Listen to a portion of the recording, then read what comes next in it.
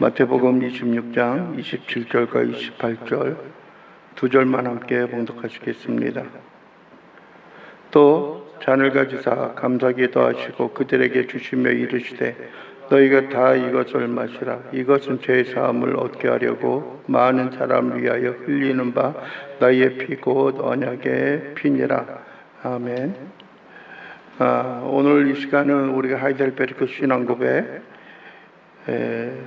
65문과 7문, 8문, 9문 즉 4개의 문답을 통하여서 우리가 과연 성례가 어떻게 우리의 삶 속에 새겨져야 하는가라고 하는 그러한 말씀을 함께 살펴보기를 원합니다. 우리가 지난주까지는 우리의 선행에 대한 말씀을 함께 나누었습니다. 때로는 우리가 하나님이 다 지으시고 정하신 그러한 것이었다라고 한다면은 어떤 면에 있어서 학자들이 이야기하는 것처럼 우리가 단순히 어떤 로봇과 아니면은 아무 의지가 없는 그런 존재가 아니겠는가라고 하는 생각을 갖게 되어질 것이다라고 하는데, 그러나 우리가 어떤 하나님의 진정한 구원과 하나님의 생명을 좀 맛본 사람이라고 한다면, 그리스도 함께하는 사람이라고 한다면은 우리의 삶이 진정으로 감사와 은혜에 보답하는 삶을 살지 않겠는가라고 하는 것입니다. 오늘 제25 주일이라고 이야기하고 65문입니다. 65문 한번 읽어보겠습니다. 그리스도 안에서 그의 모든 복을 공유하는 것은 오직 믿음으로 가능하다고 고백합니다. 그렇다면 그 믿음은 어디서 오는 것입니까?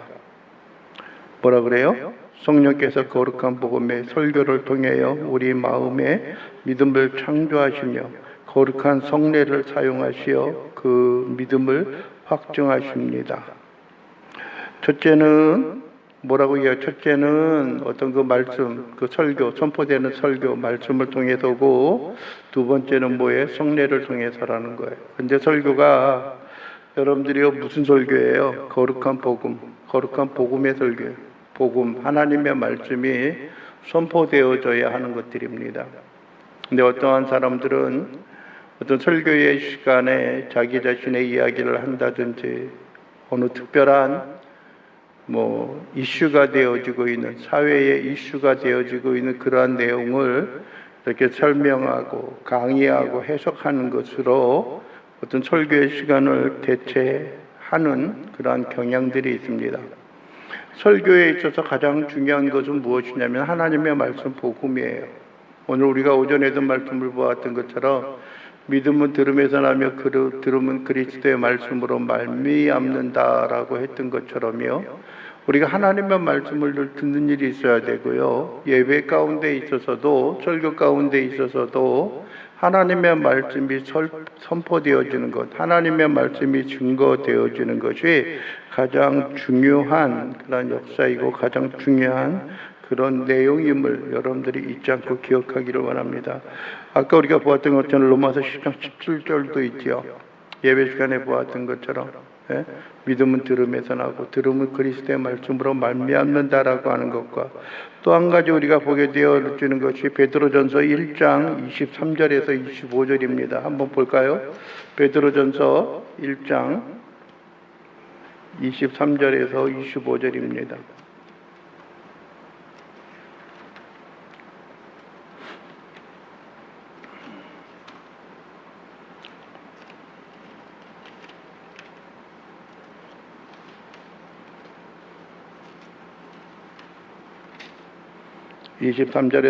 마지막 25절까지의 말씀입니다. 한번 우리가 함께 같이 봉독하겠습니다. 너희가 거듭난 것은 썩어질 씨로 된 것이 아니요 썩지 아니할 씨로 된 것이니 살아있고 항상 있는 하나님의 말씀으로 되었느니라. 그러므로 모든 육체는 풀과 같고 그 모든 영광은 풀의 꽃과 같으니 풀은 마르고 꽃은 떨어지되 오직 주의 말씀은 세세토록 있도다 하였으니 너에게 전한 복음이 곧 이 말씀이니라. 아멘.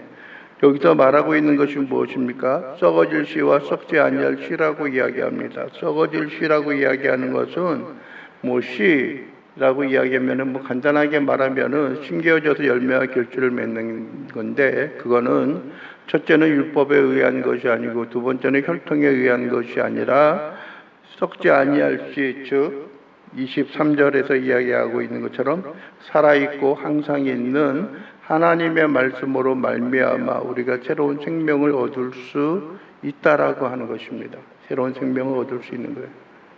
다른 어디에서 있는 것이 아니에요. 어디에 있는 것이 아니라 오직 하나님의 말씀을 통하여 우리에게 주어지고 있음을 기억을 해야 하는 것입니다. 요한복음 3장 5절에도 우리에게 말씀하고 있는 것들이 있습니다. 요한복음 3장 5절에도 우리에게 보여주고 있는 것은 하나님께서 우리의 마음속에 믿음을 창조하시고 믿음을 주셨다라고 하는 겁니다. 3장에서 요한복음 3장에서 가장 우리가 좀 잘 알고 있는 말씀 중에 하나가 무엇입니까? 요한복음 3장 뭐예요? 묻지 마요. 예? 요한복음 3장 16절이 뭐예요?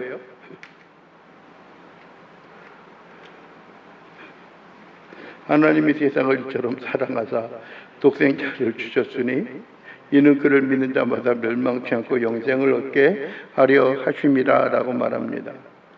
여러분이 또 한 가지 우리가 좀 아까 본문 여기에서도 있는 것처럼 요한복음 3장 5절은 뭐라고 그래요? 예수께서 대답하시되 진실로 내게 이르노니 사람이 무엇으로요? 물과 성령으로 나지 아니하며 하나님의 나라에 갈 수 없느니라 라고 말씀을 하고 있습니다. 성령이 우리에게 부어주시는 그 은혜와 은총이 우리의 삶 속에 역사하게 되어진다라고 하는 겁니다. 말씀이 우리 속에 깃들여져요. 그리고 두 번째로 우리에게 주어지는 것이 무엇이에요? 성례이죠. 성례. 우리가 아까 읽었던 것처럼 마태복음 26장 27절과 28절에 있는 말씀도 그렇고요. 여러분들의 고린도전서 10장 18절에 있는 말씀도 그래요. 우리가 매월 한 번씩 우리가 성찬 예식을 갖지만은 어떤 면에 있어서는 그런 생각이 들어요. 너무 자주 갖는 게 아닌가라고 하는 그런 생각도 갖게 되어주기도 하고요. 아니면 굳이 그렇게까지 해야 되는가라고 하는 그런 생각도 우리가 갖게 되어줍니다. 여러분들, 그래서 이제 우리가 지난번에 우리가 성찬 예식을 갖고 여기 차려놓은 그 떡상 그 자체를 이 소강대장에 있는 것을 우리가 이제 사진을 찍어서 이제 흔히 말하는 대로 이제 SNS에 올렸어요. 올렸더니 어떠한 사람이 그렇게 물어봐요. 아마 외국 사람인데 성찬 예식은 우리가 얼마나 자주 가져야 하는 건지요? 라고 이렇게 물어보더라고요. 얼마나 종종 가져야 하는지. 그래서 뭐라고 이야기해나. 물론 그 SNS에 올릴 때도 그런 이야기를 했어요. 제가 처음에 어떤 그 교회를 할 때는 1년에 4차례 성찬 예식을 가졌다. 예를 들어서 신년에 한 번 가졌고요. 그리고 두 번째는 언제예요? 부활주일 그쯤에 고난주간 부활주일 때 한 번 가졌고요. 세 번째는 언제일까요? 7월 첫 주가 되어지는 맥주감사주일 때 한 번 가졌고, 그 다음에 네 번째로는 언제 가졌냐면은 추수감사주일, 그때 1년에 4번 정도 가졌어요. 뭐 4번 정도 갖는 것도 뭐 그렇게 적은 건 아니에요. 또 일반적인 교회들이 또 그 정도 갖고 있으니까는 그렇게 하는 것도 그건 나쁘다고 말할 수 있는 것은 아니에요. 그런데 초대교회를 이렇게 보게 되면은 우리가 사도행전 2장에 있는 내용들을 살펴보게 되면은 거기에는 어떻게 언급이 되어지고 있느냐 하면은요, 그들이 모일 때마다 성찬을 나누었어요. 고린도 교회 가운데 있어서도 사도 바울이 그들의 다툼과 그들의 논쟁에 대해서 이야기할 때도 어떻게 이야기했냐면, 너희가 먹는 문제로 인하여서 그들의 다툼이 있었어요. 어떠한 사람들은 가난한 사람들이 오기 전에 그들 자신이 먹음으로 인하여서 그들을 없이 여기거나 무시하는 경우들도 있었고요. 뭐 그런 일들이 있었어요. 뭐 그 당시에는 뭐 시계가 없었죠, 그죠? 시계가 없었으니까 우리가 이제 모이는 그 시간들에 대해서도 상당히 좀 그랬어요. 뭐 배려하는 것이 없고 기다리지 않는 그런 일들로 인하여 서로 간에 갈등이 생기는 그런 일들도 있어요. 그런데 요즘에는 뭐예요? 뭐 시계가 너무나 많이 있고 여기저기에서 그러한 시간을 판단할 수가 있잖아요. 근데 그 당시에는 매주 모일 때마다 그런 예식을 가졌어요. 그래서 대답을 그렇게 했죠. 전에는 이제 거기 올릴 때는 1년에 4번 정도 가졌다. 그래서 초대교회 당시에는 예수님 당시 초대교회 당시는 매번 모일 때마다 매주 모일 때마다 하나님 앞에 어떤 성찬의 예식을 가졌다. 그런데 저희는 한 달에 한 번 매월 첫째 주에 성찬의 예식을 갖습니다라고 그렇게 이야기를 했어요. 좀 많지도 않고 또 부족하지도 않은 그런 마음의 가짐. 그게 또 문제는 얼마나 빈도수가 많이 갖느냐라고 하는 것보다 중요한 것은 그 성찬을 행함으로 말미암아 예수 그리스도의 구원하심과 예수 그리스도께서 우리와 함께 하신다라고 하는 그 말씀을 우리가 잊지 않고 마음에 새기고 간직하며 살아가는 일들이 우리에게 중요합니다. 그런 염려도 없지 않아 있죠. 너무 자주 종종 갖게 되어지면 다른 데서 갖는 것보다 갖게 되어지면은 혹시 이 성찬의 예식이 사사롭게 여겨지고 없이 여겨지지 않을까라고 하는 그런 생각도 우리가 갖게 되어집니다. 그런데 여러분들이요, 우리가 이 성찬의 예식을 갖는다라고 하는 것이 어떤 면에 있어서는 사사롭게 갖게 되어지는 것은 아니에요. 사사롭게 또 그냥 습관적으로 관습적으로 가져도 되는 것은 결코 아니라고 하는 것입니다. 그래서 우리의 마음과 우리의 삶의 기쁨과 즐거움으로 거하는 것들이 중요하고요. 또 아무런 의식 없이 행하는 것이 얼마나 하나님 앞에 좀 뭐랄까요, 부드럽게 유하게 말씀을 드리면 결례를 범하는 것이고 좀 뭐랄까요, 엄하게 경각심을 줄 수 있는 것들이면은 그것은 우리가 하나님 앞에 뭐 하는 거다? 죄를 범하는 그러한 문제이다라고 하는 것을 우리가 마음속에 간직해야 합니다. 여러분들이 한번 우리가 성경을 찾아보겠습니다. 고린도전서 10장 16절에 있는 말씀입니다. 고린도전서 10장 16절 신약성경 321페이지입니다.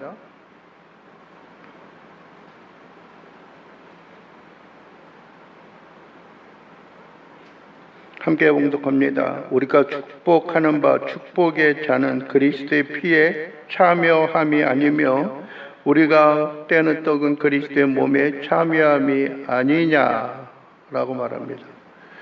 우리가 성전 예식을 갖는다고 하는 것이 그냥 우리가 좀 부드럽게 하기 위하여 카스테라와 또 포도주 쉽게 하기 위하여 그냥 구입해서 사용하는 그런 것으로 생각을 하죠. 그런데 어떤 면에 있어서는 여러분들이요, 더 편하고 간편하게 할 수도 있어요.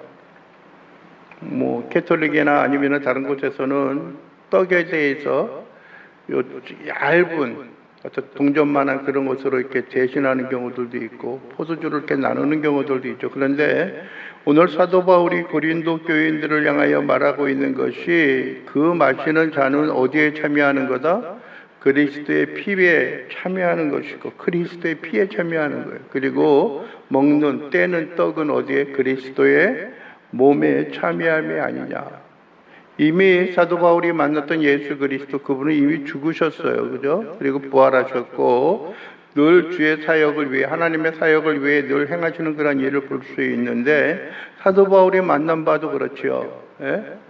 사도 바울이 만난 것도 여러분 믿는 사람들을 잡으러 가고 있는 그 다메섹으로 가는 그 도상에서 예수님을 만난 거죠.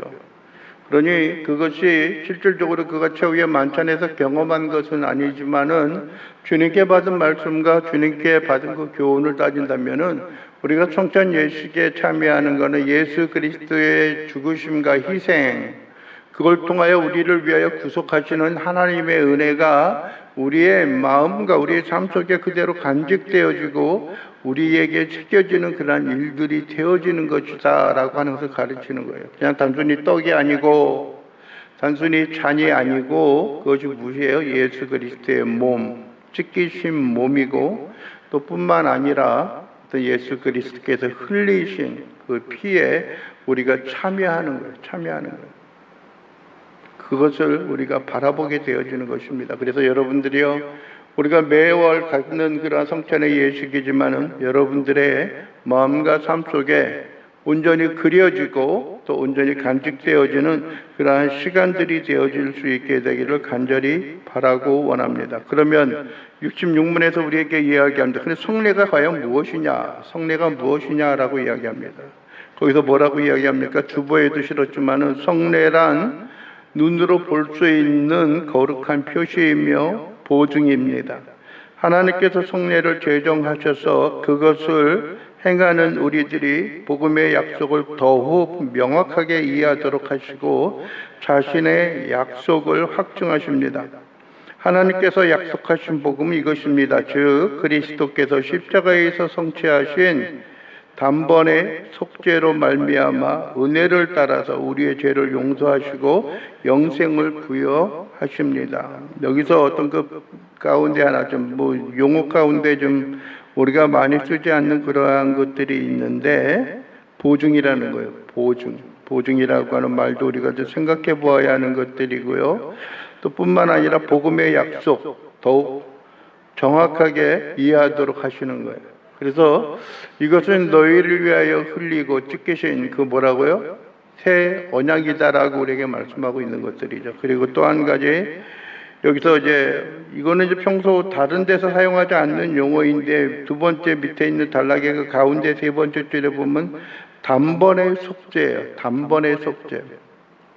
이게 무슨 말이에요? 단번의 속죄라고 하는 것은 단 한 번으로 완전히 영원히 이루어진다라고 하는 거예요. 예? 우리가 죄 용서함 받아서 하나님의 자녀가 되는 그 순간 그 하나만이 이야기하는 것이 아니라 혹시 우리가 신앙생활을 하다가 우리가 잘못 행하거나 그런 범죄하였을 때 다시 예수님이 십자가에 달려 죽으셔야 하는가라고 하는 것들이죠. 예?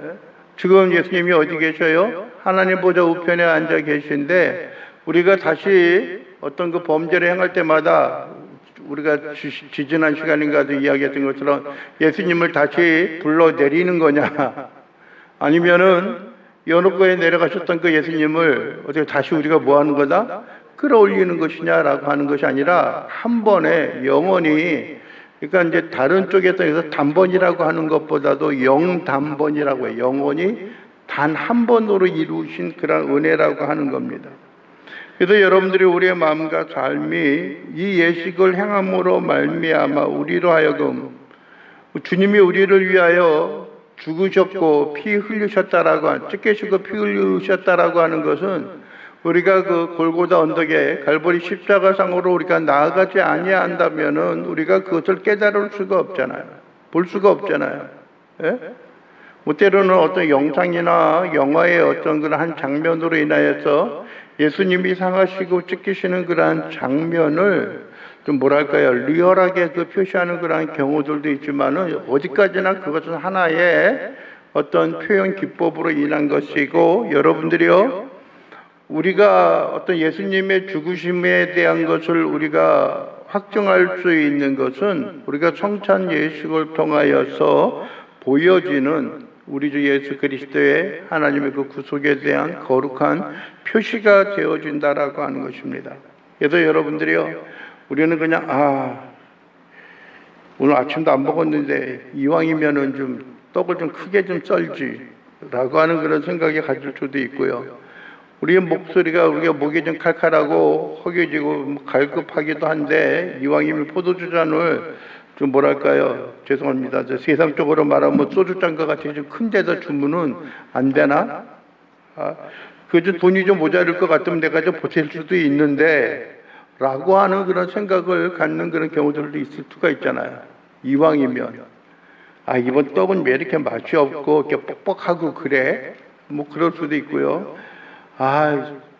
포도주자를 넘기다가 이게 목에 걸려서 사례가 걸렸다라고 한다든지 그런 이야기를 한다라고 하는 것은 어떤 면에 있어서는 하나님 앞에 상당히 뭐랄까요, 좀 불경스러운 그런 모양과 모습 가운데 하나입니다.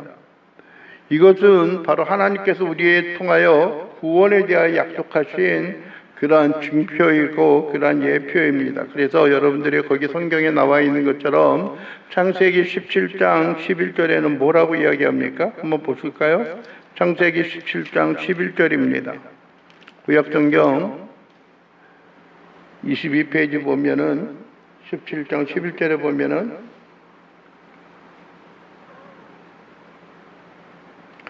자, 함께 읽겠습니다. 너희는 표피를 베어라. 이것이 나와 너희 사이의 언약의 표징이니라. 저게 뭘 말하는 할례를 이야기하는 거죠. 네? 너와 사이의 언약의 표징이라고 이야기하는 거예요. 그러면서 신약에서도 이것을 설명하는 것 가운데 하나가 뭐냐면 성찬 예식이 뭐예요? 하나님과 우리 사이에 영원한 표징이 되어지는 거예요. 예수님께서 특별히 십자가상에서 죽으실 그때에도 그렇고 제자들을 모아놓고 최후의 만찬을 행할 때에도 그랬어요. 이것은 내가 다시 올 때까지 너희는 이것을 행하여 나를 뭐하라 그래요? 기념하라라고 말씀하셨던 거예요. 그래서 우리의 마음과 우리의 삶이 항상 여러분들이요 우리에게 부여하신 하나님의 은혜와 하나님의 그 생명을 우리의 마음과 우리의 삶 속에 그대로 간직하고 살아가는 것, 그것이 우리에게 참으로 귀하고 중요한 일들 가운데 하나입니다. 로마서 4장 11절을 한번 보겠습니다. 우리가 본 지 오래됐죠. 로마서 4장 11절입니다.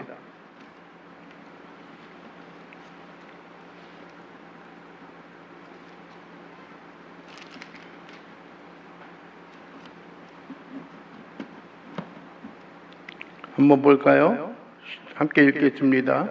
그가 할례의 표를 받은 것은 부활의 믿음으로 된 의를 인친 것이니 무할례 시에 믿음으로 된 의를 인친 것이니 이는 무할례자로서 믿는 모든 조상에 되어 그들도 의로 여기심을 얻게 하려 하심이니라. 그러니까 할례도 과거의 그런 할례를 통하여서 그가 의롭게 되어졌다라고 하는 것들이고요.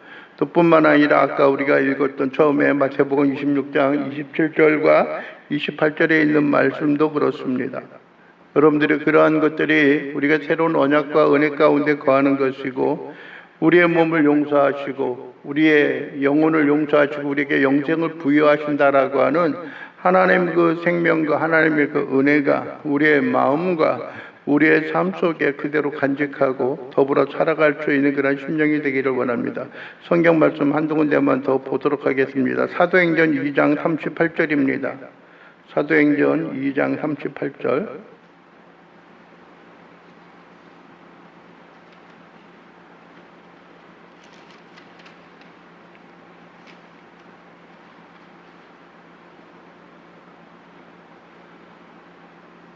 (224페이지) 사도행전 2장 38절입니다.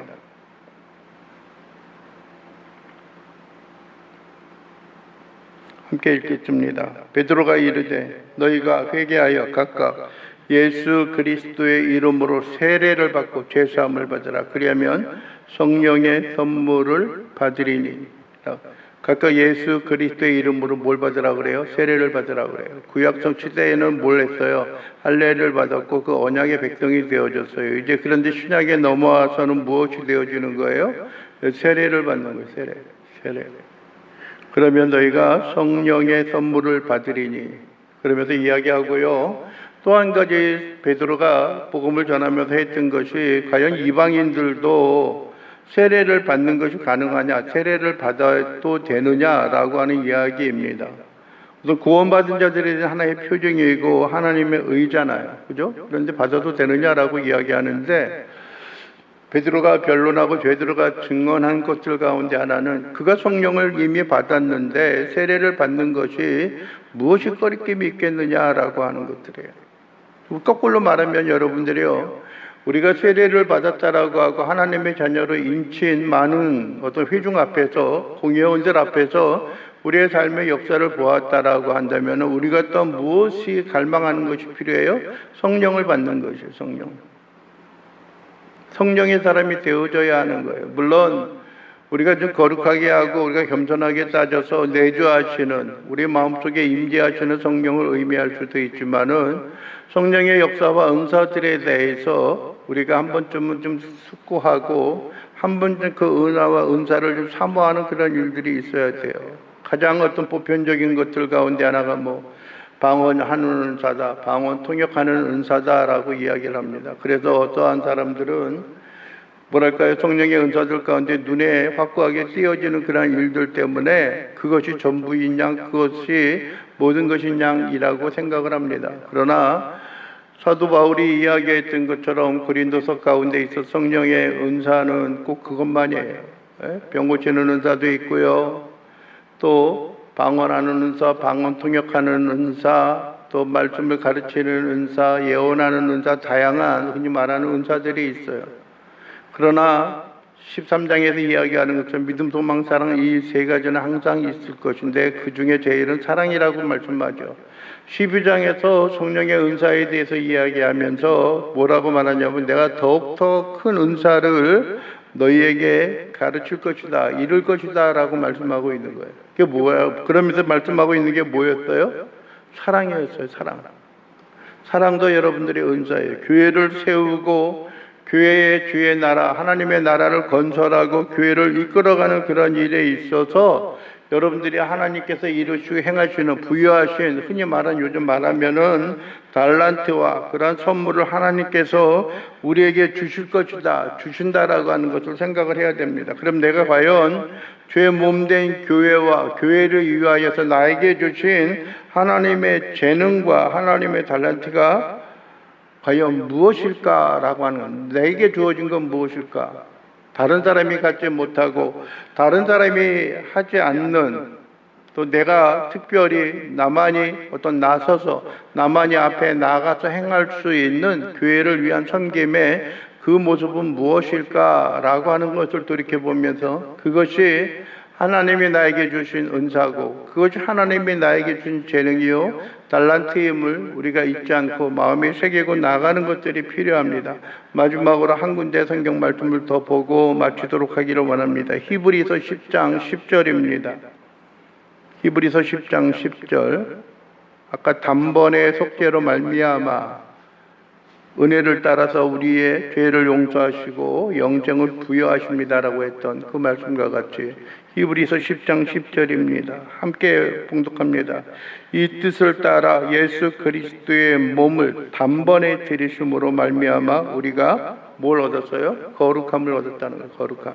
의롭다함을 얻었고요. 하나님의 자녀요. 하나님의 백성이 되어졌다라고 하는 겁니다. 그래서 여러분들이요, 성례는 이 하나님이 우리를 향한 예수 그리스도를 통한 구원과 구속의 그 의미를, 그 예식을 우리로 하여금 날마다 회상하게 하고 날마다 그 은혜 가운데 거하는 하나님의 자녀요, 하나님의 백성들의 삶의 모습으로 나아갈 수 있는 주의 은총이요, 주의 구원임을 여러분들이 기억하시고 하나님과 함께 동행함으로 나아갈 수 있는 귀한 주의 자녀요 백성들임을 여러분들이 잊지 않고 기억하며 나아갈 수 있는 하나님의 귀한 자녀가 되기를, 또 자녀로서 거듭나고 자녀로서 다시 한번 회생하는, 또 간직하는 그런 귀한 믿음의 백성들 될 수 있기를 주님의 이름으로 간절히 축원을 드립니다. 기도하겠습니다. 사랑이 많으신 하나님 아버지 감사합니다. 오늘 우리가 또 하나님 아버지 성례 예식, 매달 행하여지는 이 예식 가운데 우리가 함께 살펴보았고요. 하나님께서 제정하시고 하나님께서 세고 이래로 주셨던 많은 언약의 징표와 언약의 예식 가운데 주님께서 친히 자신이 죽으시고 십자가상에 달려 죽기 전에 또한 하나님 아버지 제자들에게 이 예식을 행함으로 말미암아 나를 기념하라 라고 말씀하셨던 것처럼 우리가 하나님 아버지 성례 예식, 성찬의 예식을 행함으로 말미암아 하나님 앞에 구원 얻는 자로서의 반열 가운데 구원의 표징을 우리의 마음에 새기고 살아갈 수 있는 귀한 주의 자녀요 주의 백성들 될 수 있게 되기를 주님의 이름으로 간절히 바라고 원합니다. 우리의 소망이 새롭게 하시고 우리의 믿음을 견고하게 하시고 어떠한 흔들리는 믿음의 소망 가운데 거하는 주의 자녀요 주의 백성들 되게 하옵소서. 예수 그리스도의 이름으로 기도하옵나이다. 아멘.